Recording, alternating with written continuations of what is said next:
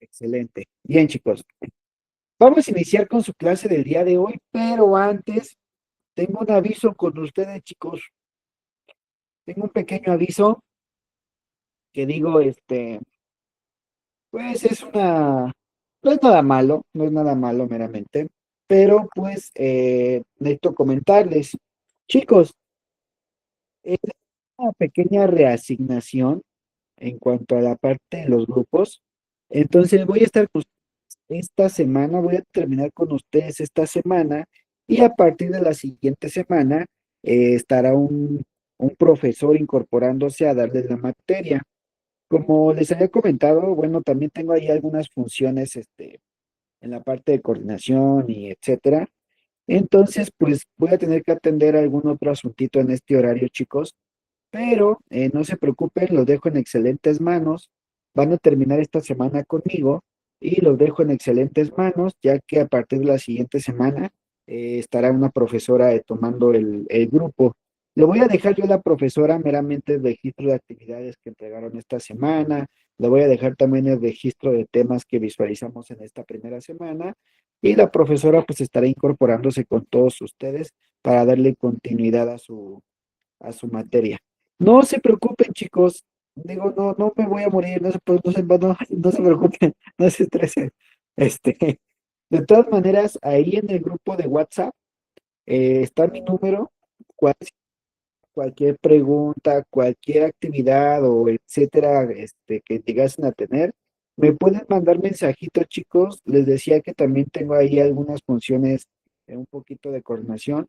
Entonces, en lo que pueda yo apoyarlos, en lo que pueda darles respuestas, chicos.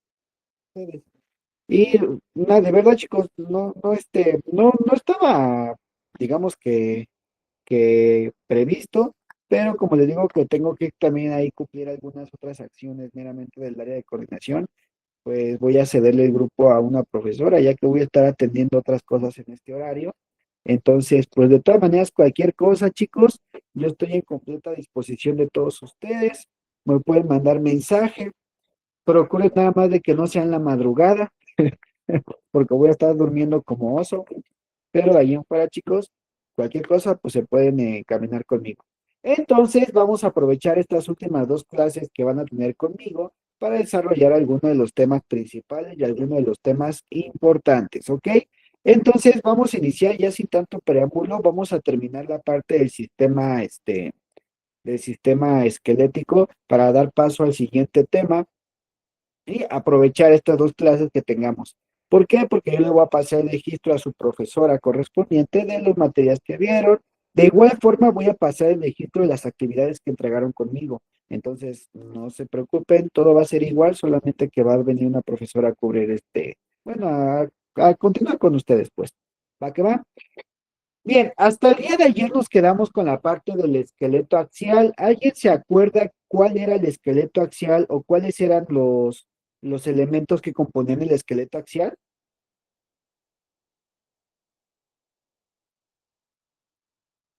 La columna, el cráneo y ¿qué más?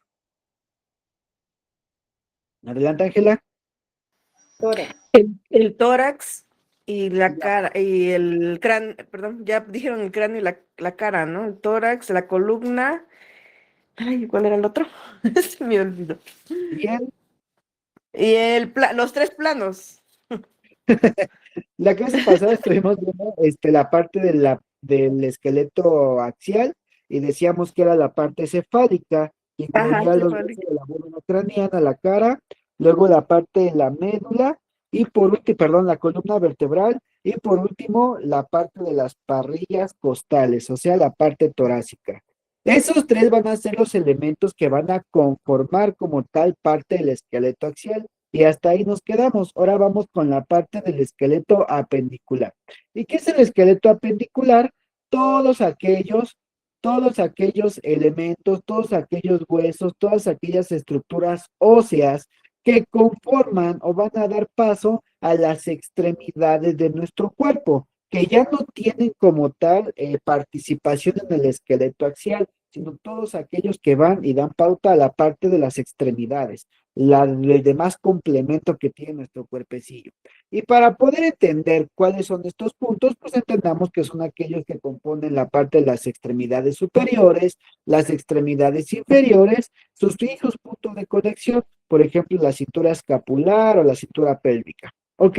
Para poder meternos con la parte del esqueleto apendicular, vamos a mencionar un concepto principal, un concepto importante, concepto de examen, que son las articulaciones. Las articulaciones van a ser esos puntos en los cuales convergen los huesos y son puntos que permiten el movimiento de nuestras estructuras, ¿ok?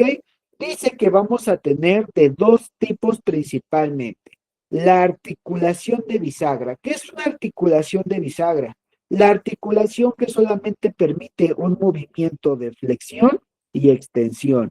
Flexión y extensión. Flexión y extensión, bien lo dice el compañero Alejandro, como por ejemplo el codo. ¿Ok? Flexión y extensión. Flexión y extensión. Y tenemos otro tipo meramente de articulaciones que son las llamadas articulaciones tipo rótula. Estas articulaciones permiten un movimiento de rotación, o sea, puede rotar y al mismo tiempo flexionar. Vean mi brazo, puedo girarlo, puedo hacer círculos y también puedo hacer alitas de pollo o bailar duranguense. Entonces, estos movimientos los permite la articulación de rótula y van a ser los dos tipos de articulaciones que vamos a tener en nuestro hermoso y bellísimo cuerpo. Hasta ahí. ¿Alguien tiene alguna duda? ¿Vamos bien? ¿Vamos fine? ¿Very good? ¿Todo bien? Excelente. Y una vez que ya conocemos entonces estos dos conceptos, las articulaciones, podemos adentrarnos con las estructuras principales. En lo que conlleva cuanto a morfofisiología 1 es conocer las estructuras principales. Ya cuando entran a morfofisiología 2, ya es cuando se ve un poquito más profundo estos temas. Pero bueno, ¿qué nos puede complementar la bibliografía o qué nos puede mencionar la bibliografía en cuanto al tema del esqueleto apendicular? Dice que las extremidades superiores para poder partir o unirse a nuestro esqueleto axial, tenemos una pequeña estructura, ¿ok? Que está formada de tres elementos principales. Esta estructura, que va a ser como la pauta o el punto de continuidad hacia las extremidades superiores, se le conoce como cintura escapular. Repito, se conoce como cintura escapular. Esta cintura escapular va a ser la estructura que se forma de estos tres elementos. ¿Qué elementos? Número uno, la clavícula, el hueso que va desde la parte del esternón hasta la parte de la conexión con el húmero, ¿ok? Lo que conocemos como la parte del hombro, donde colgamos nuestra mochila, ¿verdad? Donde me cuelgo mi mochila de Spider-Man. Este huesito de aquí, la clavícula, ¿ok? Que es un punto de referencia incluso para algunas ubicaciones anatómicas. Otro les platico un poquito ese chismecito. Segundo componente de esta cintura escapular, la escápula, valga la redundancia. Y la escápula va a ser una estructura ósea que tiene un tamaño pues, considerable, una extensión considerable, y se encuentra en la parte posterior de nuestro tórax, de forma posterior a nuestro tórax. ¿Ok? Van a ser, repito, estructuras pues considerables, de tamaño óseo considerables.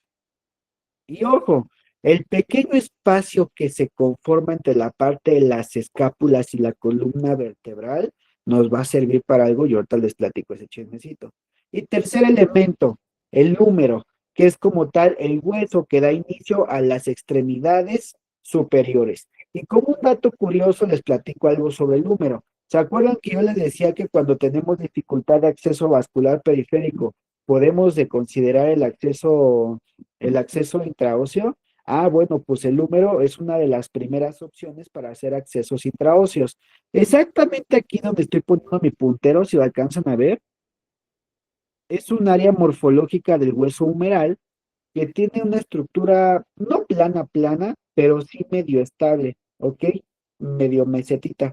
O sea que no, aunque no está plana, plana, así completo como una mesa, sí tiene ciertas condiciones o firmezas Estamos continuando con esqueleto apendicular, chicos. Dando continuidad a lo que nos quedamos ayer. Sí, Vanessa, es esqueleto apendicular, dando continuidad a lo que vimos ayer. Y este punto del hueso humeral se presta muchísimo para hacer las intervenciones intraóseas, las intervenciones en las cuales podemos acceder a la parte vascular por medio de la parte interna de los huesos. ¿Ok? Entonces, nuestro hueso humeral, como un dato curioso, puede ser un punto de acceso intraóseo en caso de necesitarlo. ¿Ok? Es importante conocer la ubicación de estas estructuras, incluso de los espacios intercostales, ¿ok? Porque procesos tan básicos como auscultar los pulmones de un paciente necesitan ustedes tener un conocimiento óptimo en la altura de las costillas o los espacios intercostales. Por ejemplo, ¿alguien sabe cuál es la técnica adecuada para auscultar las bases y los ápices de los pulmones?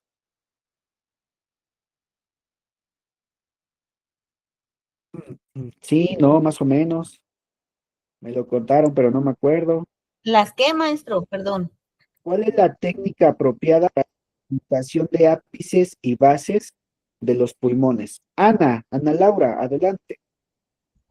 Yo lo que me acuerdo es que hay una entre lo que es la cuarta costilla intercostal, luego hay uno más abajo y se pueden en esos dos áreas. Y en Ok, el del corazón hay algunas, es la que me acuerdo. ok, esos son los focos de auscultación cardíaca, que también es importante conocerlos. Pero, por ejemplo, la auscultación pulmonar consiste con su estetoscopio de escuchar los puntos de ventilación tanto en los ápices, o sea, la punta de los pulmones. Me desvío tantito, terminológicamente hablando se le llama ápice o ápex a la punta de una estructura. La punta como de nuestro pulmón se le llama ápice. Entonces, ahí donde un primer punto de auscultación y después auscultamos las bases. Adelante, Carla, levantó su manita. Las ápices son la parte superior de los pulmones ubicados por encima de las clavículas. No En la parte, precisamente no encima de las clavículas porque estaría por encima de acá. Entonces está un poquito abajito de las clavículas. ok. Y en la Y parte superior de la espalda a la altura de la base del codo. bueno, vamos a ubicarlo de una forma mucho más sencilla para que no se compliquen tanto la existencia. Para ubicar los puntos de auscultación de ápices y bases pulmonares, le voy a enseñar una técnica. En primera, esta técnica se conoce como técnica de Z, ya que lleva como una Z o se marca una Z al auscultar. Primero vamos a auscultar la parte de los ápices, ¿ok? ¿Cómo ubicamos los ápices de los pulmones? Segundo espacio intercostal, línea media clavicular. O sea que ubican la clavícula en la parte media, hacen una línea y en el segundo espacio intercostal los cruzamos y ocultamos y vamos a tener como tal la ubicación de los ápices o los ápex pulmonares. Ocultamos de un lado, en comparación, ocultamos el otro, identificamos cualquier ruido anormal, etcétera, etcétera, y después nos vamos a la parte de las bases. Un pulmón lo puedes ocultar su base en el cuarto o quinto espacio intercostal, línea media axilar. Repito, cuarto o quinto espacio intercostal, línea media axilar, y ahí puedes ocultar la parte de las bases. En algunos casos de urgencias, para los que están urgencias médicas, y yo hago mucha referencia a la de urgencias, pues porque es mi especialidad, ¿eh? Pero sin embargo es universal. Pero hay unos pacientes que llegan a estar traumatizados o etcétera, que cuando te dicen, tiene fractura de costilla y no tenemos ruidos ventilatorios en la parte de la base del pulmón, híjoles, hasta sudas frío porque ya sabes qué significa eso. Y los que sean de emergencia, ya saben de qué estoy hablando, ¿verdad? Hay fractura de costillas y para acabarla tenemos velado el sonido pulmonar de la base. ¿Sí saben a qué me refiero?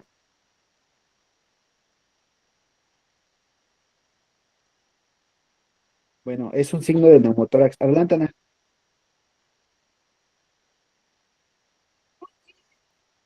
Ana, ¿levantaste la manita? Ah, creo que ya no vea. Bueno, es un signo, signo de neumotórax, ¿ok? Y quiere decir que ya hay salida de aire en el espacio intrapleural. Pero bueno, es una de muchas condiciones, ¿no? Pero ¿a qué me refiero? Les digo que me voy como hilo de media.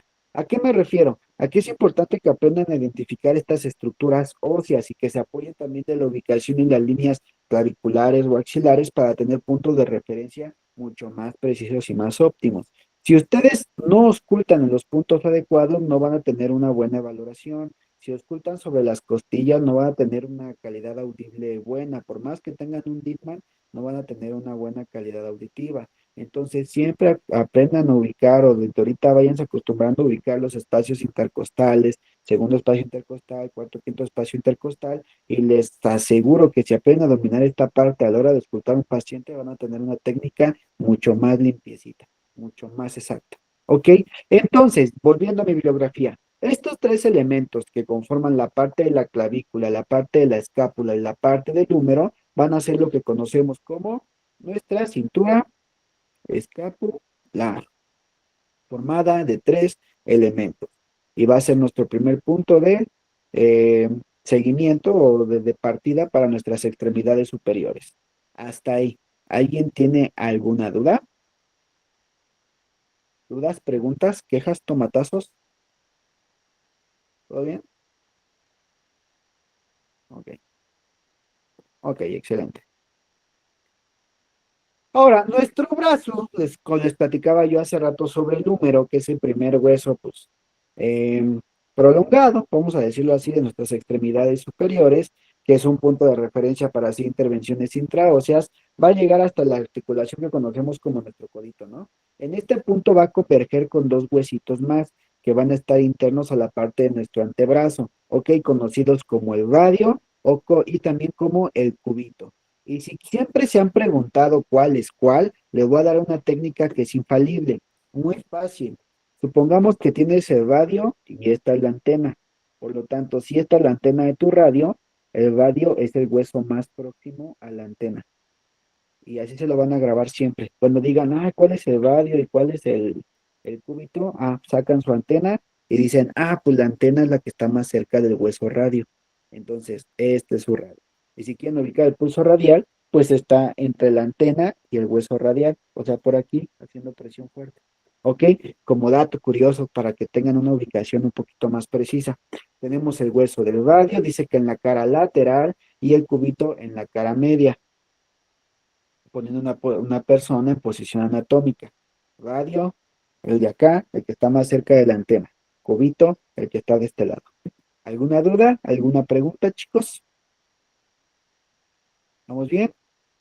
Y estos huesos van a converger meramente con un conjunto de huesitos llamados carpos, que son unos huesitos que están conjuntos ahí como si fueran un mueganito, que cuando llegamos a tener alguna lesión, algún daño en estas estructuras óseas, es lo que conocemos como fractura de muñeca, ¿ok? Los huesitos carpos se van a encargar de dar esta movilidad, van a ser un tipo de articulación que tiene forma rotular o función rotular que permite tanto un movimiento circular, tanto un movimiento de flexión y extensión, ¿ok? Estos huesitos van a converger mediante la articulación carpometacarpiana con los huesitos que componen a la parte interna de la palma de su mano, ¿ok? Estos huesitos que ustedes acá alcanzan a sentir de este lado, y ponen su manita así, se van a llamar huesos metacarpales. Y si se acuerdan y haciendo referencia, tienen un nombre parecido también las venas que pasan por estos puntos, que son las venas metacarpianas para que se acuerdan. Si son venas metacarpianas, entonces los huesitos van a ser huesos metacarpales, ¿ok? Y si ustedes presionan su manita así, los van a sentir. Van a sentir las estructuras óseas que corren desde aquí, desde los carpos, hasta la parte de los nudillos. Ahora, una pregunta, un dato curioso, una perla clínica. ¿Han visto estos peleadores de artes marciales, boxeadores o de estas índoles que llegan a tener sus nudillos más grandes de lo normal? ¿Sí los han visto? ¿Sí? ¿Y alguien Mm, sabe por qué se forma? Adelante. Yo he visto, pero en las personas que hacen fisicoculturismo. Tienen las manos más grandotas y los nudillos bien gruesos. Ah, ok. Pues les voy a platicar algo. Normalmente, cuando tenemos un punto de presión excesivo sobre alguna estructura ósea, el cuerpo lo reconoce el daño que puede haber hasta esos puntos. Por lo tanto, empieza a generar una acumulación de regeneración de tejido óseo por el pequeño daño que se empieza a fragmentar. Esto genera que se hagan acumulaciones meramente de tejido óseo en estos puntos, lo que llega a hacer que los nudillos sean más marcados, ¿ok? Y meramente es hueso, o sea, son nudillos que se hacen más grandes, más gorditos, por el hueso que se está generando y que se está regenerando por el tejido óseo, ¿ok? Y es mucho de peleadores de artes marciales o personas que hacen ejercicio con la parte de los huesos, justamente los osteofitos, los tienen muy marcados. Así que caballeros, que ven a un tipo agresivo que tiene estos nudillos, corran por su vida. ¿Dudas hasta ahí? ¿Dudas, preguntas? Bueno, un pequeño dato curioso, ¿verdad? Abordando el tema ya que estamos hablando de esto. ¿Ok? Entonces, los huesos metacarpales van a dar continuidad a unos huesillos que ya les había comentado, ya les había mencionado incluso de la clase anterior, que son las falanges.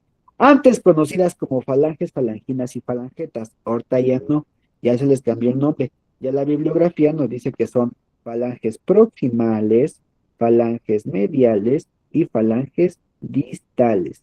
Esto meramente en consideración de lo más proximal que están con el resto de nuestro cuerpo, o sea, con el tronco. Falanges proximales, falanges mediales y falanges distales. ¿Ok? ¿Dudas hasta ahí? ¿Dudas, preguntas? ¿Vamos bien? ¿Todo bien? Ese tema está muy bueno. Todos los temas ya un poquito más a profundidad lo van a ver en Morfofisiología 2. Ya, ya la verdad desarrollan anatomía a un nivel super saiyajin. Y el profesor que se encarga de dar sus materias, muy buenísimo profesor. Todos los profesores son muy buenos. Apréndanle. Algo que tienen los profesores es que normalmente cada uno tiene su especialidad y tiene su área. Entonces, absorban lo más que puedan a sus profesores. De verdad, tenemos profesores muy, muy buenos. Ahora que les toque el profesor David, a algunos ya les tocó, pero cuando les toque el profesor David, no, no, no, con ese de verdad van a llevarlo a otro nivel. ¿Ok? Ahora, eso es como tal hablando de las extremidades superiores. Como puntos básicos ahora de las extremidades inferiores, hablemos del anillo que se forma en la pelvis. Dice, el anillo óseo cerrado consiste de tres huesos. ¿Qué quiere decir? La pelvis o la cadera se va a formar de tres huesos principales que van unidos entre sí, formando una sola estructura. Y dice, cada hueso pélvico está formado por la fusión del hueso ilíaco, el isquion y el pubis, pero no me crean a mí. Aquí tenemos la representación gráfica. Ah, se me olvidaba. Este es como el viernes todavía le voy a dar clase, todavía el viernes voy a recibir actividades. Entonces, este esquema lo quiero en su libreta. Este esquema también lo quiero en su libreta. Y este esquema de acá también lo quiero. Lo quiero, lo quiero, lo quiero.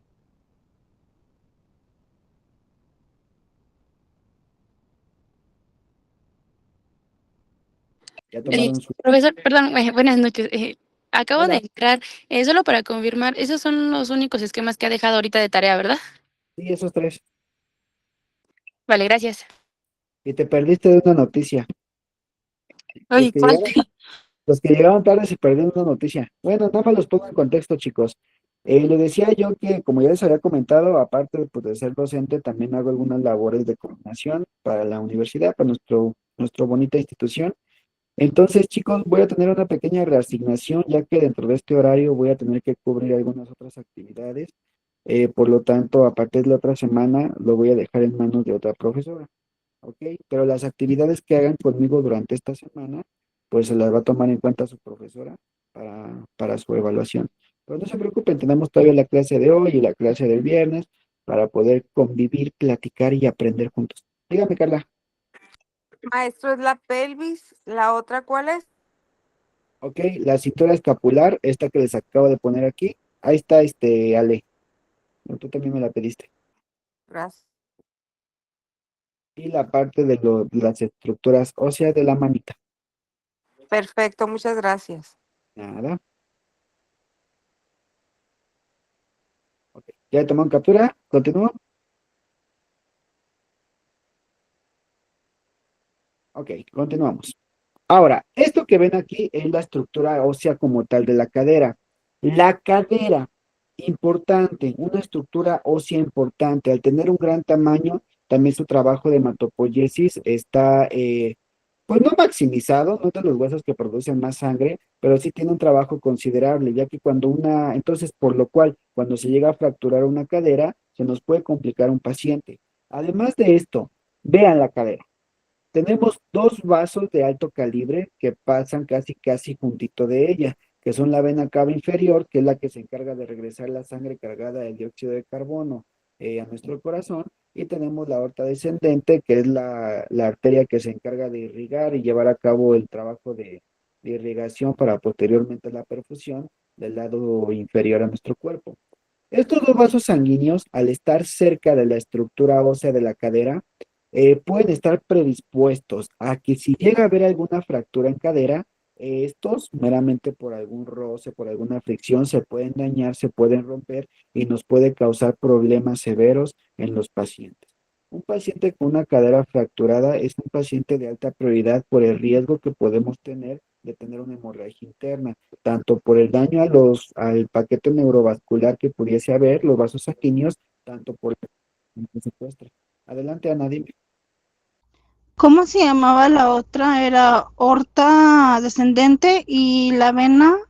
No te preocupes, lo voy a hacer más grande para que alcancen a verme. Aquí está, la vena cava inferior marcada con color azul, Ujú. marcada con color rojito. ¿Ya viste? Gracias. De nada. Que como también un dato curioso que les comparto, las pacientitas que luego están embarazadas, si se llegan a colocar en posición supino, el mismo peso luego de la barriguita llega a bloquear los vasos sanguíneos y llega a generar un problema de circulación. Entonces se aconseja que las personas que están en proceso de gestación y que ya tienen una pancita pues voluminosa, si se llegan a acostar en posición de, este, de supino, se les incline un poco hacia la izquierda. Ajá, presentan el edema, sí, justamente. Entonces lo ideal es que se recubra la pancita o se trate de desplazar hacia el lado izquierdo para liberar el peso de la vena cava. Entonces sí, también es una condición que se llega a presentar muy constantemente y es una complicación incluso de pacientes embarazadas en el área también de urgencias o medicina interna que no tienen esta consideración y luego tienen ahí edema por el bloqueo que se hace de la vena cava inferior. Entonces digo, también se los comparto, algunos compañeros ya tenían ese dato, pero nunca está de más compartírselos a todos. ¿Habrá alguna persona que a lo mejor no lo había escuchado? O a lo mejor sí lo escuchó y se le había olvidado. Por eso, de hecho, en el área de urgencia, con cada que trasladan a una pacientita embarazada, se recomienda ponerle, no sé, una toalla, algo que genere un peso, bueno, una inclinación hacia el lado izquierdo para liberar el peso sobre la vena cava, como dato curioso, como uno de los datos curiosos que luego les voy dando. ¿Ok? Igual, cada que tengan presencia de algún paciente, posiblemente por fractura de cadera, necesita una inmovilización inmediata, inmediata, inmediata. Puedes inmovilizar una cadera hasta con un pantalón. Digo, a ustedes se me dificulta por la modalidad en línea, pero pueden de verdad hasta rompiendo el mismo pantalón de paciente, bueno, cortándolos a los laterales, puedes generar una faja para inmovilizar un paciente de su cadera cuando llegan a tener fractura de cadera. Hay una técnica que se llama libro abierto y acordeón en la cual tomas la parte de las crestas ilíacas, que son las partes más pronunciadas de estas estructuras óseas, y haces una pequeña maniobra ligera, pero con cierto punto de presión, en el cual haces como si quisieras abrir un libro y posteriormente como si cerraras un acordeón. Y si llegas a escuchar alguna crepitación, algún movimiento inusual o hay un dolor intenso, son signos de que esa cadera puede estar fracturada, ¿ok? Y aguas, porque en adultos mayores la fractura de cadera es una de las causas de muerte más comunes después de eventos traumáticos. ¿Qué es un evento traumático? Hasta una caída de la cama, ¿ok? Por eso todo evento de un adulto mayor que se llega a caer, así sea de 20 centímetros, se considera una situación de emergencia. Y se los digo porque muchas de aquí yo sé que están en el área de cuidados, son cuidadoras. Entonces, así tu paciente se te caiga de 10 centímetros, necesita de un chequeo complejo porque muy posiblemente puede estar predispuesto a una fractura de cadera. Y ojo, perdonen que me vaya como hilo de media, pero si ya empecé, ahora lo acabo. Un paciente adulto mayor tiene mucho daño en las terminales nerviosas. El daño en las terminales nerviosas es muy avanzado. Entonces, ellos no captan el dolor de la misma forma que nosotros. Por lo tanto, si llega a haber fractura de cadera inicial, ellos no van a manifestar el mismo dolor que nosotros manifestaríamos porque sus terminales nerviosas tienen cierto atrofiamiento. Entonces, en ese caso, los pacientes incluso pueden tener la fractura ya y ni siquiera sentirla, ni siquiera sentir la cantidad de dolor que corresponde a la fractura por el daño que hay en sus terminales nerviosas. Y repito, se los comparto porque yo sé que habrá una, dos, tres, cuatro compañeras que estarán en el área de cuidados y pues puede ser información que les sea útil para todas ustedes. ¿Ok? Que recuerden, fractura de cadera es una de las emergencias más comunes y causa de muertes en adultos mayores. No lo echen al saquito roto, tómenlo en cuenta, apúntenlo con letras rojas, mayúsculas. ¿Ok? Ahora, la estructura meramente ósea va a partir de lo que conocemos como el huesito sacro. El hueso sacro lo conocimos desde el módulo o desde la clase anterior de la columna vertebral. Y de este huesito sacro parten los llamados huesitos iliones, que son los que van a tener la mayor pronunciación y van a tener las crestas ilíacas. Estos huesitos van a formar como el arco. Qué dato curioso. En las mujeres el arco de la cadera suele ser mucho más abierto. ¿Por qué? Para el trabajo de parto. Por lo tanto, en la mujer la cadera suele ser más pronunciada. Por eso es que las damas llegan a tener el huesito de la cadera un poco más pronunciado y las caderas más anchas. ¿Ok? Porque estas caderas y este arco más abierto, esta cadera más abierta, permite una salida por el canal de parto del bebé mucho más óptima. Y en el caso de los caballeros, la cadera está más contraída, el círculo está más contraído. ¿Por qué? Pues porque nosotros no damos a luz, ¿verdad? Entonces, estos huesos llamados iliones hacen como la pequeña curvatura y la pronunciación, y en la parte frontal vamos a tener otras estructuras óseas llamadas isquion. Este isquion, véanlo, son los huesitos que forman como un antifaz, que están en la parte anterior, y van a estar unidos por una pequeña estructura llamada sínfisis púbica. Esta sínfisis púbica, aunque no es tan común que se caiga y se fracture, pues en muchos casos sí llega a presentar fracturas y una descontinuidad, desunión de los huesos isquiones. ¿Cómo lo pueden corroborar? Ubiquen en la pelvis, en la cadera, la parte anterior de un paciente y haciendo una pequeña presión con sus deditos o ya sea con los nudillos ligeramente, también para no lastimar al paciente, pueden hacer una presión, ¿ok? En la parte baja pélvica. Y ahí se van a dar cuenta si pudiese haber una fractura en este punto. Pueden escuchar una crepitación, puede haber un dolor muy agudo y al mismo tiempo muy intenso por parte de su paciente lesionado que les va a indicar de que hay una fractura en esta área. Ahora, repito, además del problema relacionado con la hematopoiesis en esta área, también vamos a tener un problema en cuanto a los vasos sanguíneos de alto calibre que pasan por aquí. Entonces, si por fricción se llega a dañar uno de estos, la hemorragia interna te va a causar problemas y problemas graves. ¿Ok? Dice, posteriormente el hueso ilíaco, isquión y hueso púbico están unidos por el sacro, o sea que en la parte posterior, en la parte de la espalda, estos huesos se unen por la parte del sacro que decíamos que era una de las últimas áreas referentes a nuestra columna vertebral. Y anteriormente, o sea en la parte frontal, vamos a tener la sínfisis púbica que va a ser nuestro punto de unión para estas dos estructuras. Y todos estos en conjunto van a formar la cadera de nuestros pacientes y va a ser también nuestro punto de salida para las extremidades inferiores. ¿Algún buen voluntario que me quiera ayudar con esta diapositiva, por favor?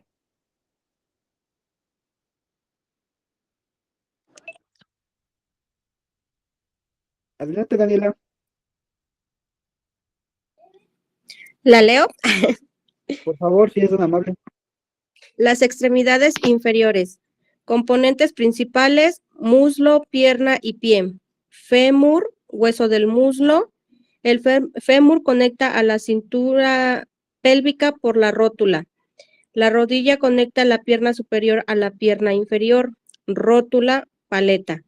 pierna inferior, tibia, espinilla, peroné. Muchas gracias, Daniela. Y vamos a mencionar algunos aportes que podemos tomar en cuenta dentro de estas estructuras óseas. Por ejemplo, el fémur ya les había dicho con anterioridad en la clase de ayer, que es el hueso más extenso de nuestro cuerpo, más largo. Por lo tanto, el trabajo de hematopoiesis en estos huesos suele ser más significativo. Por lo cual, yo les decía que en pacientes que llegan a tener alguna fractura en este huesito de fémur, pues se puede llegar a comprometer hasta 1 litro de sangre por la hematopoiesis que se llega a generar. Y en fractura bilateral, pues más de 1,5 litros. Entonces son pacientes de alta prioridad. De hecho, en el área de triage, pacientes que llegan a tener fractura en la parte del fémur son pacientes de alta prioridad, ya que puede llevar hipovolemias severas, un estado de choque hipovolémico. ¿Ok? Entonces, nuestro fémur, el hueso más extenso, va a bajar hasta conectar con lo que conocemos como patela o rótula. El hueso, déjenme alzar mi patela. El hueso como tal que está en nuestra rodillita. Este hueso también, bajo lesiones musculoesqueléticas, puede ser muy continua, que llega a tener deformidades o lesiones, incluso fracturas. ¿Y cómo se van a dar cuenta cuando algo está mal? Porque se vuelve loquita su patela. Sí tiene cierto juego de movimiento. Ahorita ustedes si pueden, estiren su pie y toquen su rótula y sienten cómo tiene como cierta capacidad de desplazamiento. Cuando llega a fracturarse, aparte de la deformidad de la inflamación que va a presentar y el dolor agudo, van a ver que la rótula va a estar como loquita, viajando de arriba abajo y para todos lados, ¿ok? Y es un signo de que esta rótula está fracturada, tenemos un daño ya en la estructura. Después de la rótula, que va a ser nuestro punto de unión, vamos a ir a la parte de los huesos inferiores, lo que conocemos como tibia y peroné. Y aquí, en el hueso de la tibia, vamos a mencionar otro dato curioso. ¿Se acuerdan que les hablaba de las intervenciones intraóseas? Ah, bueno, pues en este punto del hueso tibial, que es como la parte frontal lateral, que es esta parte que está aquí, anterolateral, por ahí dijera, tenemos una pequeña como área en la que el hueso se siente como plano, ¿ok? Es como por aquí. Esa región se caracteriza porque es otro punto de intervención o de inserción para algunas intervenciones intraóseas, igual como un dato curioso. También en esa área se llegan a poner los puntos de intervención intraósea sobre el hueso de la tibia, que es nuestro hueso que está relacionado con la parte frontal, o sea, el área de la espinilla. Y el hueso que está de forma paralela, pero de forma posterior, lo vamos a conocer como el llamado peroné. ¿Hasta ahí alguien tiene alguna duda, chicos? Si sienten que voy muy rápido, aterrícenme, regrésenme, no pasa nada.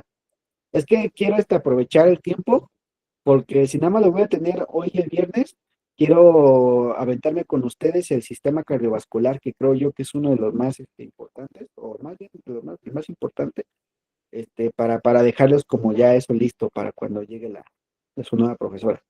¿Ok? ¿Dudas hasta ahí? ¿Preguntas? ¿Todo bien? Excelente. Very good. Fine. Ok. Y vámonos ahora sí con la parte más baja de nuestras extremidades, la parte del tobillo. Dice que el tobillo se va a conformar de una articulación en pliegue de bisagra o de forma de bisagra, de tipo bisagra, que va a permitir tanto la extensión, tanto la flexión de nuestro pie, ¿ok?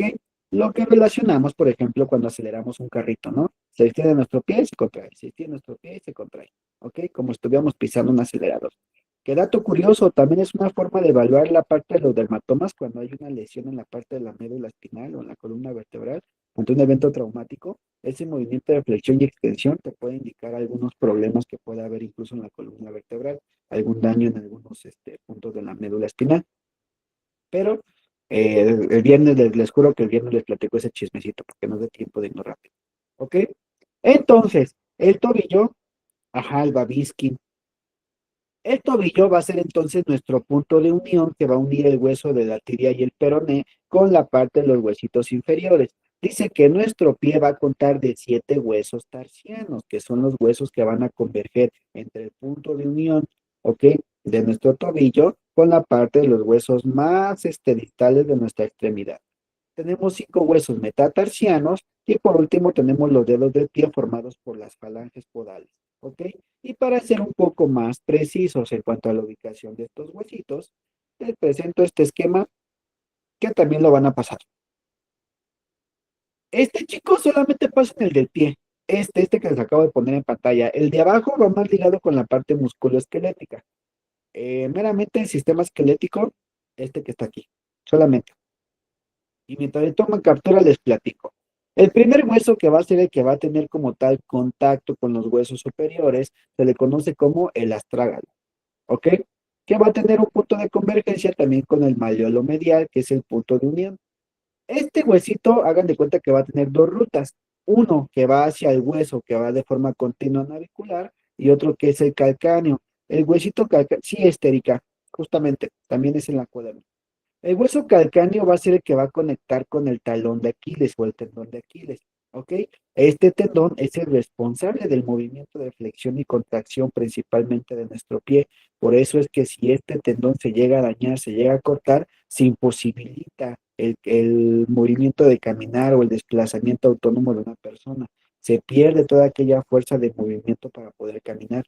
Entonces, este tendón es básico, es vital que se mantenga en óptimas condiciones para poder ejercer el movimiento de desplazamiento de forma autónoma. Y está ligado a la parte del huesito calcáneo, ¿ok? Luego también tenemos la parte del huesito navicular, que decía que era la otra ruta que tomaba nuestra extremidad inferior en cuanto a la estructura ósea. Luego tenemos el cuneiforme medial y a partir del cuneiforme medial tenemos los metatarsianos, que son unas estructuras óseas parecidas a las que tenemos en las extremidades superiores dentro de nuestra palma de nuestras manos. Solamente que en esta parte, en la parte de los pies, son los que van a dar paso como tal a las falanges podales. ¿Ok? Las falanges, a diferencia de las estructuras superiores de las manos, solamente vamos a tener dos, la falange distal y la falange proximal.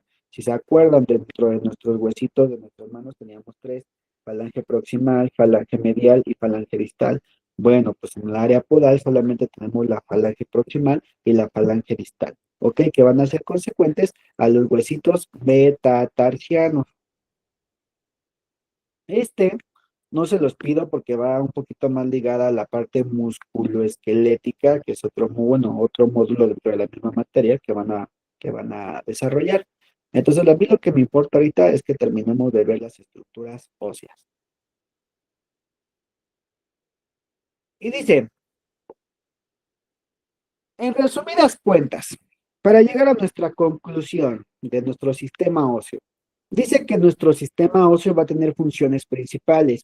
La primera, va a dar al cuerpo parte de su forma, ¿ok? Parte de su forma y estructura principal.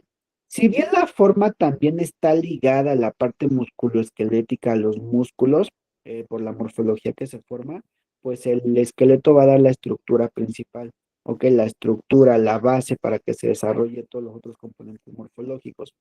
Otra función que decíamos y decíamos desde la clase anterior, va a estar protegiendo aparte de nuestros órganos vitales frágiles.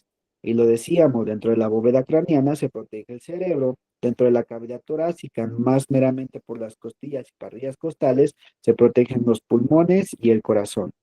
También tenemos el esternón, ¿no? Que protege de la parte frontal.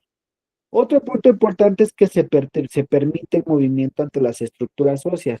Si no existieran estos puntos de articulación entre las estructuras óseas, seríamos como muñequitos sin poder movernos. ¿Ok? No tendríamos movimiento más que de nuestros ojitos, ¿no? Para estar viendo a todos lados. Pero no tendríamos movimiento alguno. Entonces las articulaciones en conjunto de las estructuras óseas van a ser las encargadas de que nosotros nos podamos mover a voluntad. Dato curioso, también nuestros huesos en sus edades más óptimas del organismo funcionan como un almacenamiento a los minerales como el calcio para tener una reserva. Esto, repito, en la edad más óptima o en su mejor punto de desarrollo del organismo. ¿Por qué? Porque a la larga también va perdiendo la capacidad de almacenamiento de calcio y les mencionaba yo que incluso se va manifestando una deficiencia en la regeneración de las estructuras óseas en conjunto con porosidades también de estas mismas, ¿ok? Entonces, en su punto más óptimo del organismo, también funcionan los huesos como puntos de almacenamiento para mineral calcio. Y también, dentro de las funciones esenciales, diría yo, de los huesos que tienen, ayudan o se encargan de la creación de algunas células sanguíneas por medio de los procesos de hematopoiesis o eritopoiesis, como quieran llamarlo ustedes. Ambas preguntas, ambas respuestas son válidas en el examen. Eritropoiesis o hematopoiesis. ¿Por qué? Porque aunque yo no les vaya a dar la clase, digo, durante todo el mes, yo voy a pasar algunas preguntas para que ustedes las desarrollen y para que ustedes las tengan en su examen al finalizar. ¿Alguien tiene alguna duda, chicos?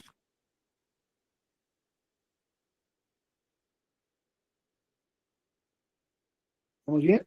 Adelante, Dani. Sí, ¿podría repetir lo último que dijo sobre la hematopoiesis o eritropoiesis, por favor? Que es una de las funciones también esenciales de nuestros huesitos. Entonces, en el examen yo les podría preguntar, ¿cuáles son las funciones de los huesos? ¿No? A lo mejor una pregunta abierta. Entonces, ustedes podrían poner, pues la hematopoiesis, la eritopoiesis. Cualquiera de las dos respuestas yo la voy a tomar como probatoria. ¿Por qué? Porque voy a pasarle yo también algunas preguntas de lo que vieron que les aplicaría a su profesora al finalizar la materia. Ok, muchas gracias. Nada. Beatriz, adelante. Es lo mismo que crear células sanguíneas, pues en otras palabras, ¿no? En pocas palabras, si lo quieres mencionar un poquito más clínico o con una terminología médica un poquito más específica, pues el nombre es eritopoiesis o hematopoiesis, pero de igual forma si me pones crear células sanguíneas, está bien, no pasa nada. ¿Dudas, preguntas? Ahora, aprovechando meramente estas clases que les quedan conmigo, me voy a tomar la libertad de irme a la parte del sistema circulatorio. ¿Por qué? Porque en primera yo disfruto mucho dar este tema y en segundo, creo que se puede aprovechar y desarrollar al máximo en estas dos clases que vamos a tener.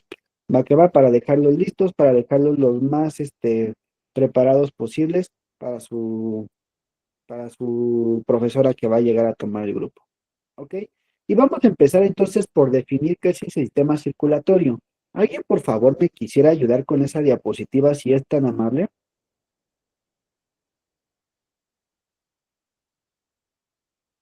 No se amontonen uno por uno. Adelante, ok. Dos personas alzaron la mano. Me parece que Carla y Marisela. Quien quiera, adelante.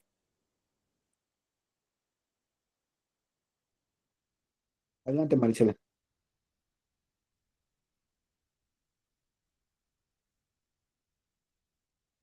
Marisela.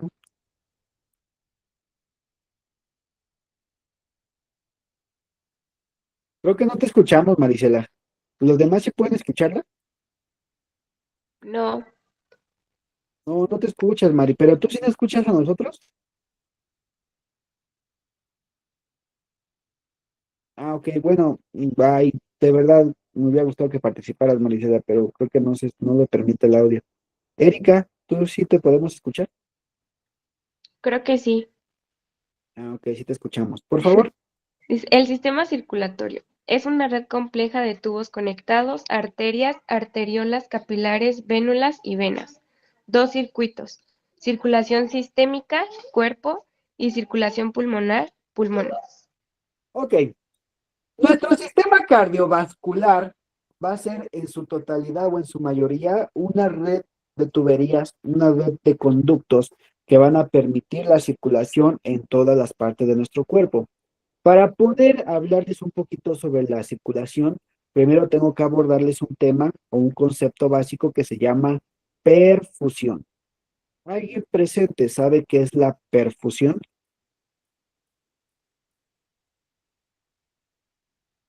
Adelante, Sandra. La perfusión es el intercambio de el CO2 y el oxígeno en las aurículas y ventrículos del corazón. Ok. Y vamos a definirlo un poquito mejor. No está del todo equivocada, pero sí hay cosas que pulir. Va que va, a ver qué nos puso el compañero Ali. Dice flujo sanguíneo que nutre el músculo cardíaco. Ok. Alguien más alzó la mano. Adelante, Marisela. A ver, otra vez levantaste la manita. A ver si la gente escuchamos. Ahí ya me escuchó. Sí, ya te escuchamos. Es que me conectó de mi celular. Ok, a ver, dinos qué es perfusión. La perfusión es la cantidad de sangre que llega a distintas partes del organismo, en este caso el músculo cardíaco, que sería el más importante. Sí, por ahí va, pero no específicamente el músculo cardíaco. Y les platico, todo nuestro cuerpo está compuesto de células. Las células, para poder vivir, necesitan alimentarse de tres elementos principales. ¿Cuáles son estos tres elementos principales?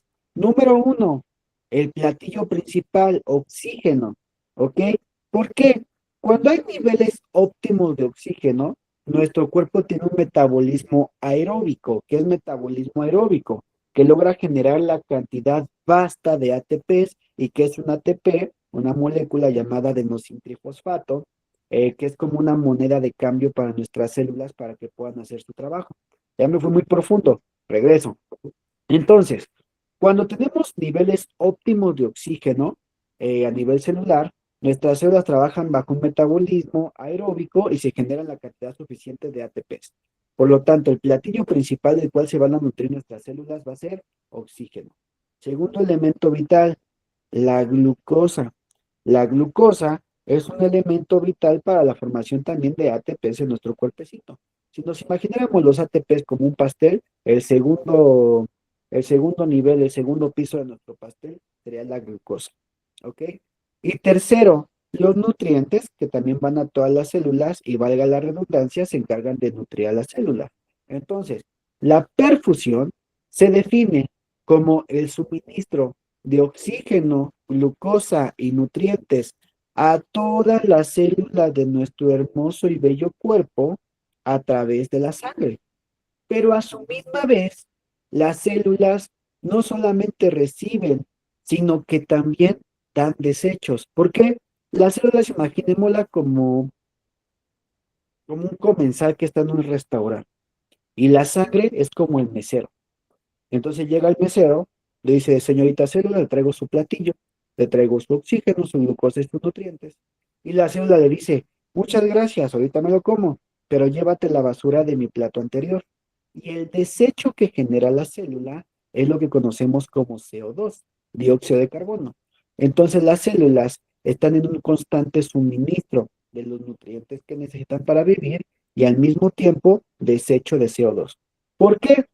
Si la célula deja de recibir los nutrientes necesarios para vivir, pues obviamente se compromete la vitalidad de la célula. La célula puede empezar a morir. Y si la célula al mismo tiempo empieza a almacenar desechos, empieza a subir la acidez y te puede llevar a una acidosis metabólica. ¿Ok? Entonces, es crucial que como tal el proceso de perfusión nunca se detenga. Y lo dice el principio de Fink.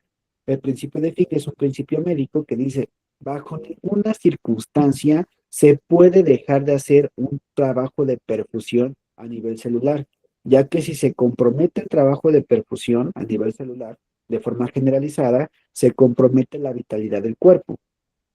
Entonces les platicaba yo, cuando tenemos un metabolismo aeróbico, están los suficientes niveles de oxígeno y se generan los ATPs de forma adecuada. Pero ¿qué pasaría si de la nada dejáramos de tener oxígeno o se dejara de suministrar oxígeno a las células? Bueno, las células tienen un botón de emergencia. Aprietan su botón de emergencia y este botón de emergencia empieza a generar algo que se llama metabolismo anaeróbico. El metabolismo anaeróbico es un metabolismo de emergencia, el cual intenta generar ATPs a base del dióxido de carbono que se acumuló, ¿ok? Entonces, a base de los desechos que le quedaron a la célula, intenta meramente generar sus ATPs.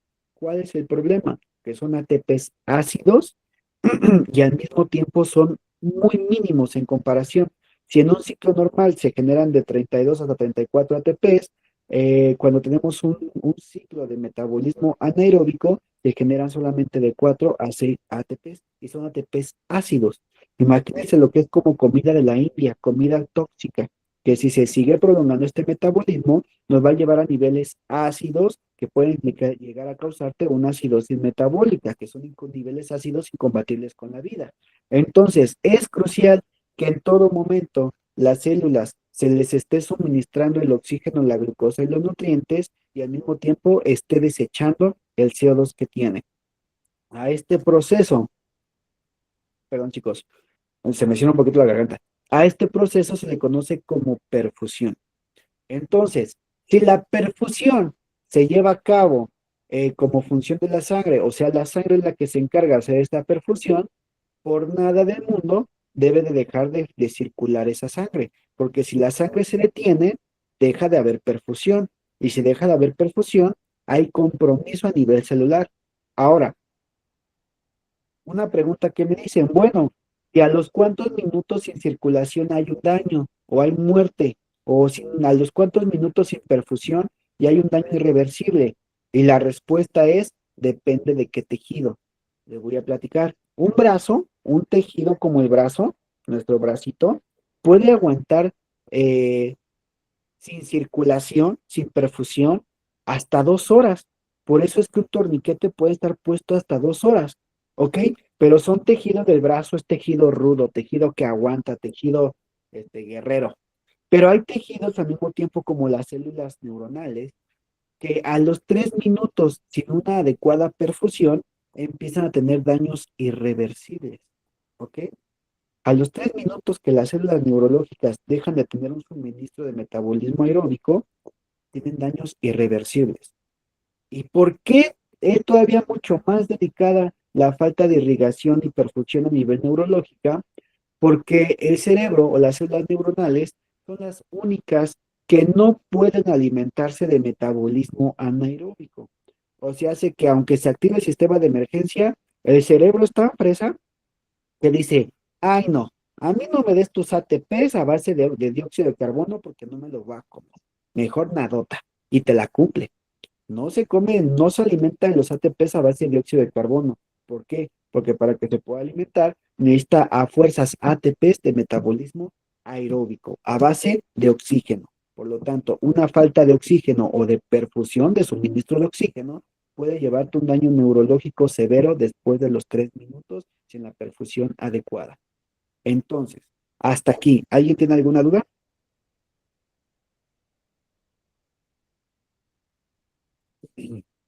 ¿No hay dudas?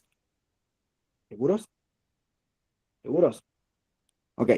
Entonces, por esto es que la perfusión, o sea, el trabajo de circulación de nuestro cuerpo, nunca debe verse comprometido, nunca debe verse limitado, nunca debe verse obstruido. ¿Por qué? Una mala circulación nos lleva a un estado de hipoperfusión, o sea, niveles bajos de perfusión. ¿Y qué creen? Que la hipoperfusión a nivel tisular, o sea, celular, es lo que se define como estado de choque. Y no lo digo yo, búsquenlo. Estado de choque, un estado de hipoperfusión a nivel tisular. Por lo tanto, la circulación o el sistema cardiovascular siempre tiene que estar activo. Ese sistema, y lo dice el principio de Fink, nunca se puede comprometer el trabajo de perfusión de forma sistémica en el cuerpo. ¿Dudas hasta ahí? Ahora, nuestro sistema cardiovascular va a ser el mejor amigo del sistema respiratorio. ¿Por qué? Para que el sistema cardiovascular, la sangre, pueda llevarle oxígeno a todas las células del cuerpo, pues necesita captar ese oxígeno. ¿Y dónde lo va a captar? En su paso por los pulmones. Ese circuito de nuestra sangre que va desde el corazón hacia diferentes puntos del cuerpo se va a dividir como tal en 2 circuitos, el circuito menor y el circuito mayor. Y aquí sí requiero que pongan mucha atención porque lo voy a ir explicando paso por paso.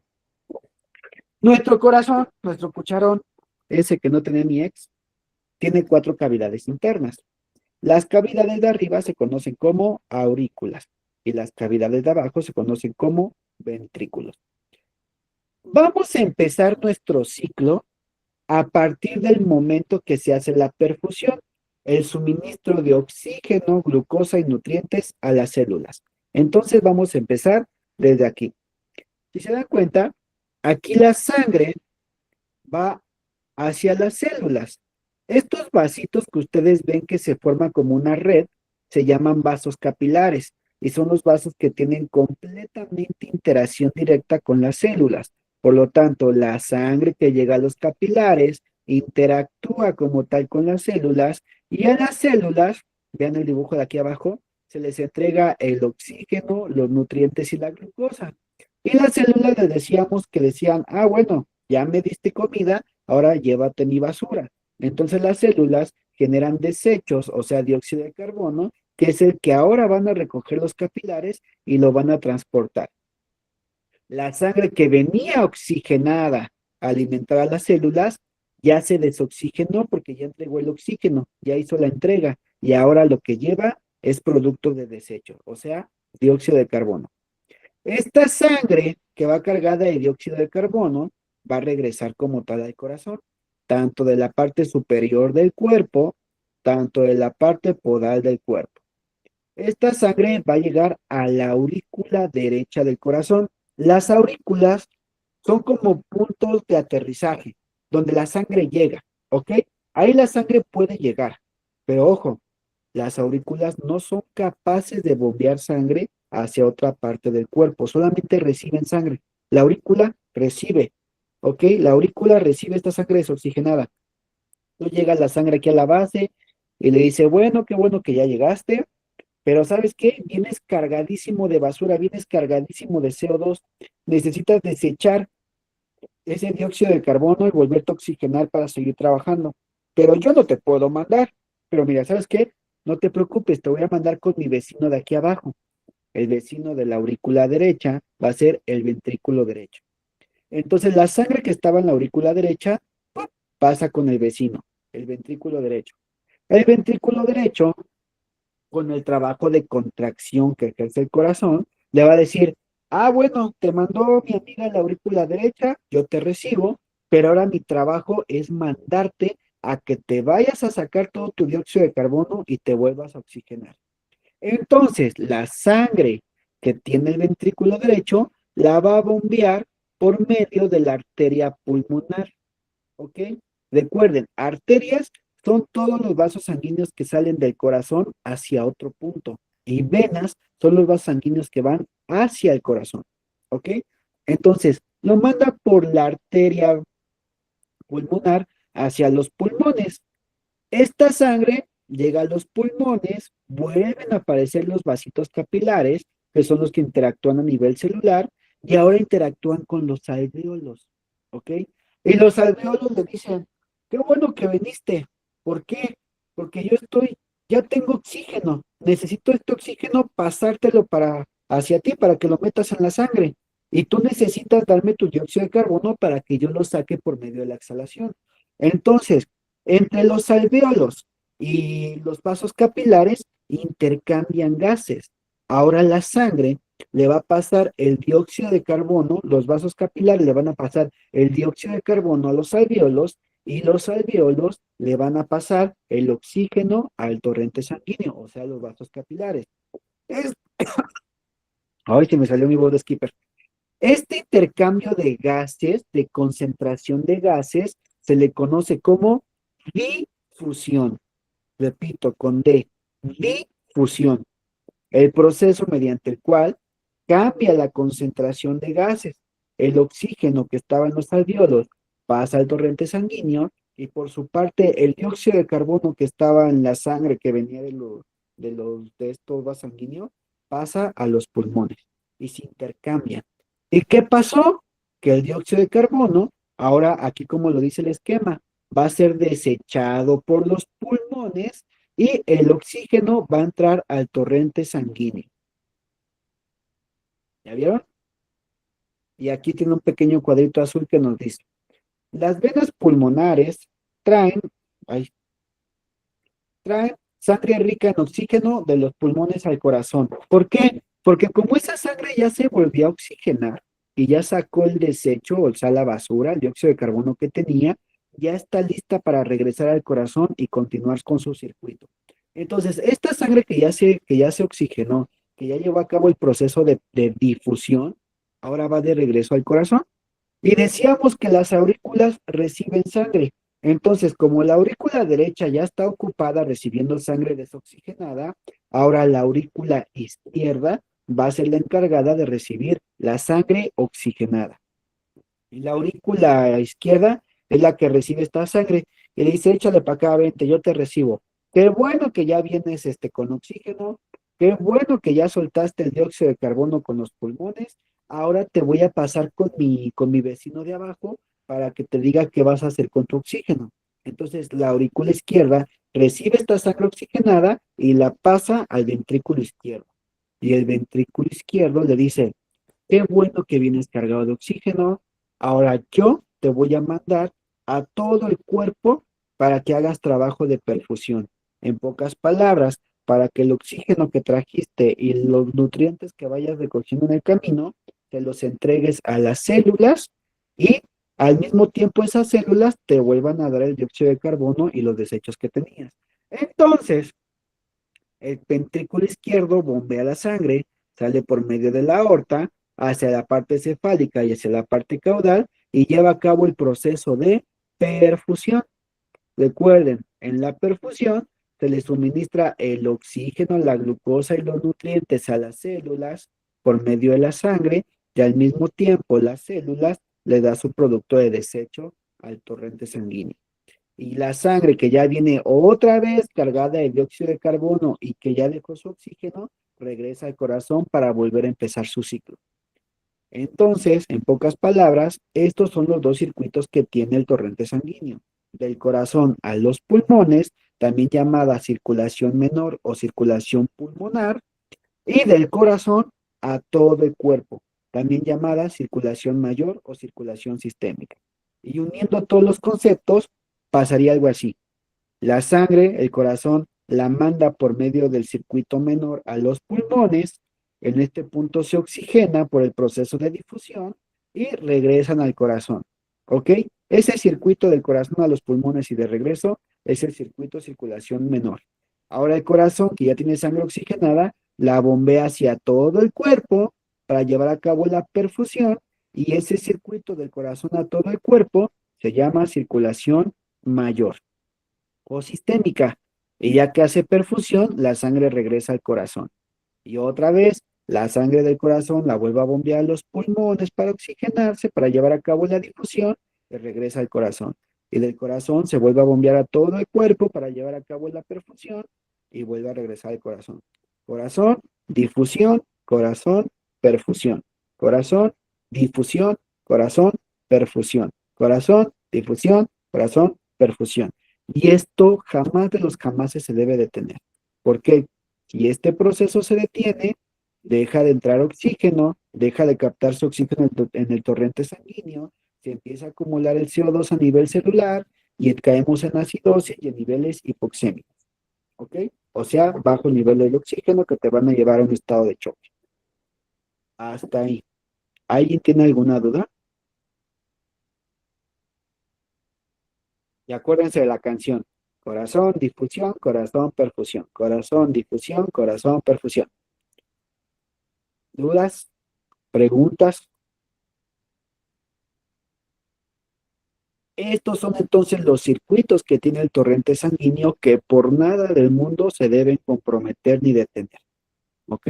Cuando hay un colapso en estos mismos, pues nos va a llevar a un estado de hipoperfusión y repito, la bibliografía médica reconoce el estado de hipoperfusión como un estado de choque.